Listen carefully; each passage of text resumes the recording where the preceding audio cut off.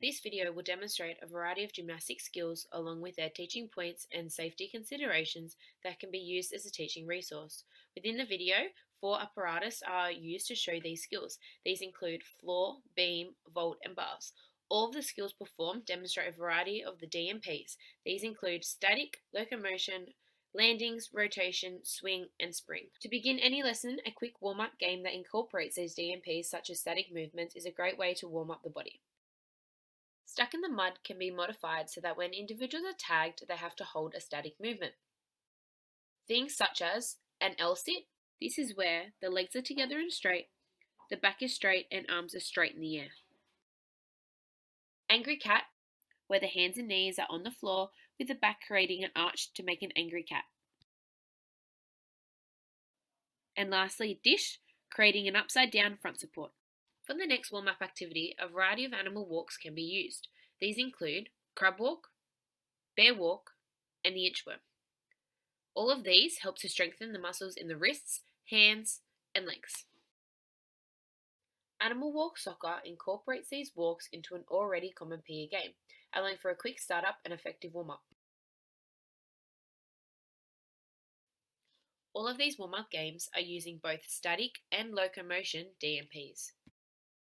Lastly, Mirror Image is a partner warm-up game that mirrors the other player while holding a front support. This allows for an effective warm-up as well as practice for holding the correct position. The first apparatus is floor. A handstand and forward roll was performed. To begin to learn a handstand, first an individual must learn to kick off the floor, also known as donkey kicks. Next is dog with a sore leg. The aim is to try and keep one leg straight. The next progression is kicking both legs up onto a wall, trying to have hands as close to the wall as possible. The next progression is kicking both legs up to touch while keeping legs straight, also known as crocodile snaps. The last progression is the full handstand. The aim is to hold straight legs in the air as long as possible. To do so, you need to push through your shoulders, keeping your head tucked in line with your shoulders at all times. For a forward roll, it can be initially learned on a wedge. This allows individuals to get the correct technique without having to go a large distance towards the floor. It is important that the head is always tucked, with the chin to the chest looking through the legs, initially trying to keep the arms as straight as possible, allowing for a strong base. Throughout this motion, a tuck position should occur. When spotting an individual, to ensure the forward roll is completed correctly and safely, one hand should be placed at the back of the neck to ensure the chin to the chest, with the other hand at the back of the legs to help flip over.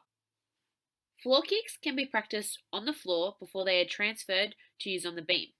These include either walking flat-footed or on toes. The second apparatus is beam. Many locomotions are seen on the beam. To begin, the kicks practiced on the floor are transferred onto the beam, while it's trying to point toes and keep legs straight. Ice cream scoops involve keeping one leg straight to scoop next to the beam while the other is bent. This is a great activity to improve balance. To change direction, the individual must rise on their toes and at the same time twist their feet to face the other way. Arms may be held out straight to ensure balance. The partner balance challenge is a great way to incorporate improving balance while giving individuals the chance to think creatively. The third apparatus is vault. A straight jump and handstand flat back were performed. For the lead up to vault, the correct run-up must be learned. 4 hoops allows individuals to learn how to go from 1 foot off the floor to 2 feet on the tramp. This then progresses to only having 1 hoop, where individuals learn how to time their run so they have 1 foot in the last hoop to allow for 2 feet on the tramp. Next, individuals learn how to jump with straight legs. Straight legs allow them to go higher in the air compared to when they have bent legs. When performing a straight jump, a motorbike landing must occur. This includes the bending of the legs like you're sitting down with arms outstretched. This allows for a stable landing. A straight jump combines all of these motions while keeping legs as straight as possible off the tramp. It is important that to do so, enough height is gained. This means keeping legs straight when jumping onto the tramp. Next is the handstand flat back. For the lead up to this, individuals must learn how to kick their legs up into a handstand from the tramp while keeping their legs straight. This occurs through bouncing off the trampoline with straight legs while pushing through the shoulders, flicking feet into the air. For this lead up activity, a spotter should be on the other side of the block to ensure that individuals do not kick all the way over. The first stage is front support. This is seen when the legs initially come off the tramp. This static position must occur for the handstand to occur. During the handstand, all weight should be pushed through the shoulders and the stomach and bottom is to be squeezed to ensure this shape is maintained for the rest of the movement. This allowing for the last stage of the flat back. To ensure safety and correct technique, a spotter can be used during a flat back. The spotter helps push the legs into the air to create the front support position and into the handstand. The final apparatus is bars. For many skills on bars, a tuck position must be held. This includes a strong stable position with knees to chest. The next progression is a tuck swing, with the same form occurring. However, this time on the swing back, knees drop, and on the swing up, knees go to chest to build momentum. For the glide swing, the initial jump to the bar movement is similar to the position of an L-sit. It is essential during the glide swing that legs stay together and straight. This initial jump phase also makes the position of an angry cat, where the back is arched. As the legs follow through under the bar, this position begins to straighten out before returning to the L-sit position to gain momentum again. Casting can be used to link different skills together while building strength in the shoulders.